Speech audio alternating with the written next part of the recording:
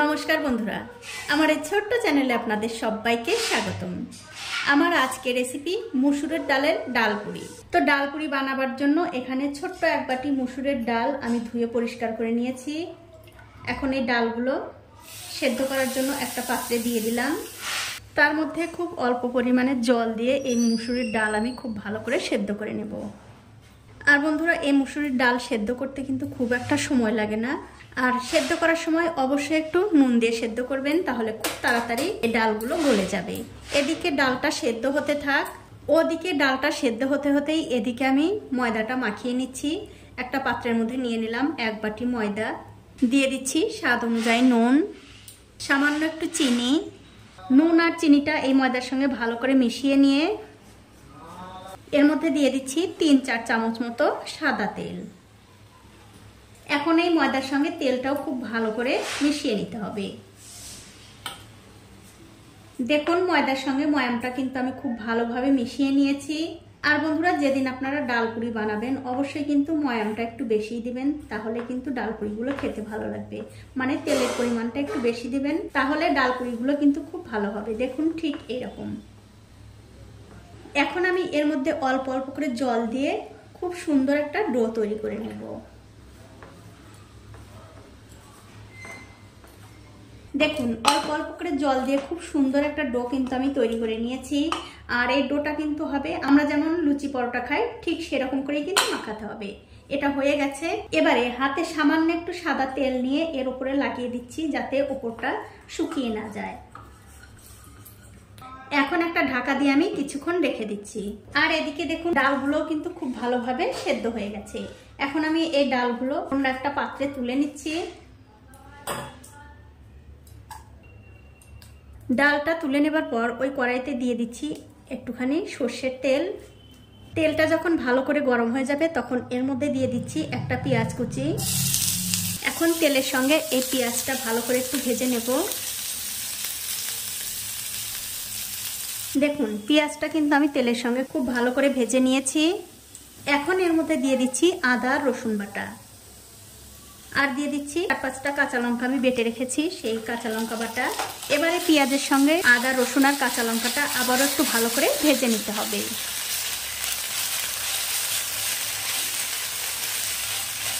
দেখুন, সবকিছু খুব ভালো করে ভেজে নেওয়া হয়ে গেছে। এখন আমি এর মধ্যে দিয়ে দিচ্ছি আগে থেকে সেদ্ধ করে রাখা সেই ডাল। ডালগুলো দিয়ে দেওয়ার পর এই মশলার সঙ্গে খুব ভালো করে আবার একটু মিশিয়ে দিতে হবে। আর অবশ্যই কিন্তু এখন গ্যাসের ফ্লেমটা একদম লোতে থাকবে। দেখুন, ডাল কিন্তু আমি খুব ভালো করে মিশিয়ে দিলাম। এখন এর মধ্যে দিয়ে দিচ্ছি সামান্য একটু নুন। নুনটা কিন্তু বন্ধুরা আগেও দিয়েছি, তার জন্য কিন্তু একটু বুঝে শুনে নুনটা দেবেন। তারপর দিচ্ছি সামান্য একটু হলুদের গুঁড়ো, 1/2 চামচ জিরার গুঁড়ো, সামান্য একটু ধনিয়ার গুঁড়ো, আর সবশেষে দিচ্ছি একটু গরম মশলার গুঁড়ো। এবারে সব কিছু মিশিয়ে এই ডালটা আরো কিছুক্ষণ রান্না করে নিতে হবে। যতক্ষণ না এই ডালটা শুকনো শুকনো হয়ে যাচ্ছে ততক্ষণ কিন্তু রান্না করতে হবে। দেখুন, এই ডালের পুরটা কিন্তু আমি খুব ভালো করে রান্না করে নিয়েছি। আর দেখতেই পাচ্ছেন অনেকটাই কিন্তু শুকনো শুকনো হয়ে গেছে। এখন আমি গ্যাসের ফ্লেমটা বন্ধ করে দিয়ে এই ডালের পুরটা নামিয়ে নিচ্ছি। যখন এই ডালের পুরটা ঠান্ডা হয়ে যাবে তখন কিন্তু আরো একটু ঝরঝরে হয়ে যাবে। এখন আমি যে ময়দাটা মাখিয়ে ঢেকে রেখেছিলাম তার উপর থেকে ঢাকাটা তুলে নিলাম। তুলে নিয়ে এই ময়দাটা আমি আবার একটু ভালো করে মাখিয়ে নেব। দেখুন, ময়দাটা কিন্তু আমি আবার খুব ভালো করে মাখিয়ে নিয়েছি। এখন আমি এখান থেকে একটুখানি বড় বড় করে লেচি কেটে নেব। তার কারণ হচ্ছে ডালপুরির লেচি কিন্তু একটু বড় বড়ই হয়। সবগুলো লেচি কাটা হয়ে গেছে। এখন আমি এখান থেকে একটা লেচি নিয়ে হাত দিয়ে এরকম করে গোল করে নেব। সবগুলো লেচি কিন্তু আমার গোল করা হয়ে গেছে। এবারে একটা লেচি নিয়ে ঠিক এরকম করে একটা বাটির মতো তৈরি করতে হবে।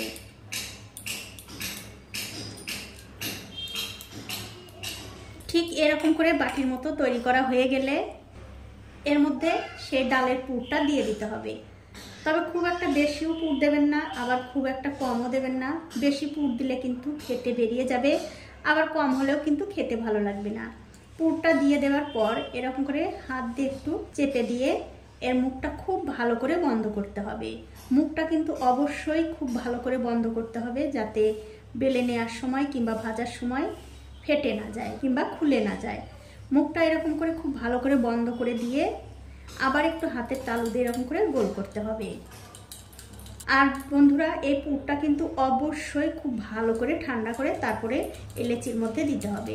দেখুন এটা হয়ে গেছে। আর এই রকম করেই কিন্তু আমি সবগুলো লেচির মধ্যেই পুর ভরে নেব। দেখুন সবগুলো লেচির মধ্যেই কিন্তু আমি পুর ভরে নিয়েছি। এখন এই লেচিগুলো বেলে নেব। লেচিগুলো বেলার আগে হাত দিয়ে একটুখানি এরকম চ্যাপটা করে নেবেন, তাহলে বেলতে সুবিধা হবে, ফেটেও যাবে না। তারপর এর উপরে সামান্য একটু তেল দিয়ে আমি বেলে নিচ্ছি। আপনারা চাইলে কিন্তু ময়দা দিয়েও বেলতে পারেন, কোনো অসুবিধা নেই। আর এই লেচিগুলো কিন্তু বন্ধুরা খুবই হালকা হাতে বেলতে হবে, খুব একটা চাপ দিয়ে কিন্তু বেলা যাবে না।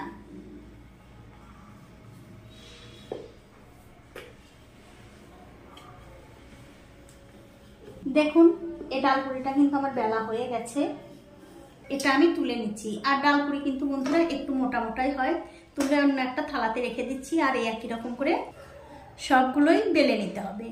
এখন আমি ডালপুরিগুলো ভেজে নেব। তার জন্য একটা কড়াইতে দিয়ে দিলাম সাদা তেল। তেলটা যখন ভালো করে গরম হয়ে যাবে তখন গ্যাসের ফ্লেমটা মিডিয়ামে রেখে একটা একটা করে ডালপুরি দিয়ে দিতে হবে। আর দিয়ে দেবার পর দেখবেন আস্তে আস্তে এই ডালপুরিটা তেলের উপরে ফুলে উঠছে। দেখুন ডালপুরিটা কিন্তু আস্তে আস্তে তেলের উপরে ফুলে উঠছে। আমি ওপর দিয়ে একটুখানি তেল দিয়ে দিচ্ছি যাতে আরো ভালো করে ফুলে উঠতে পারে। দেখুন কত সুন্দর হয়ে কিন্তু ডালপুরিটা তেলের উপরে ফুলে উঠলো। আমি হালকা হালকা একটু চাপ দিয়ে দিচ্ছি যাতে আরো ভালোভাবে ফুলতে পারে। কিছুক্ষণ পর যখন দেখবেন এক দিকটা হয়ে গেছে তখন অন্য দিকটা উল্টে দিতে হবে। আর উল্টে পাল্টে এরকম করে একটু ভালো করে ভেজে নিতে হবে।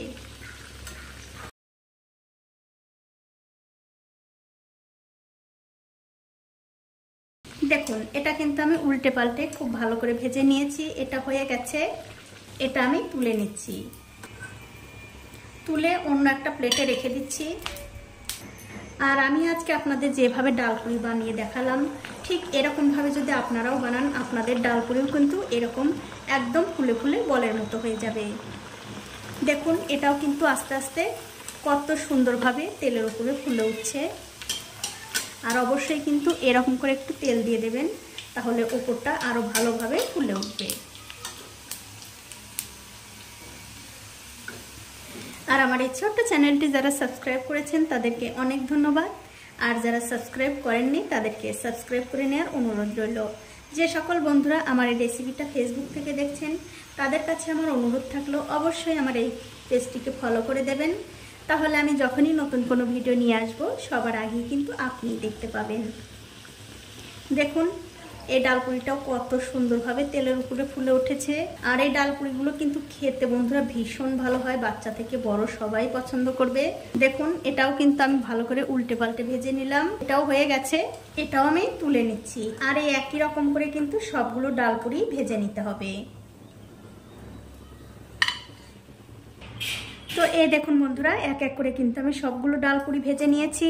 এখন একটা ডালপুরি আপনাদের ভেঙেও দেখাচ্ছি কতটা সুন্দর হয়েছে। দেখুন কত সুন্দর, একদম ফুলকো ফুলকো, আর ভেতরে কিন্তু পুড়ে ভরা ঠাসা, খেতে কিন্তু ভীষণ ভালো হয়। এখন আপনারা এই ডালপুরি যে কোনো মাংসের তরকারি কিংবা আলু তরকারি দিয়ে খেতে পারেন, খেতে ভীষণ ভালো লাগে। তো বন্ধুরা আমার আজকের এই ডালপুরি রেসিপিটা আপনাদের কেমন লেগেছে? যদি ভালো লেগেই থাকে অবশ্যই একটা লাইক, কমেন্ট আর শেয়ার করতে ভুলবেন না।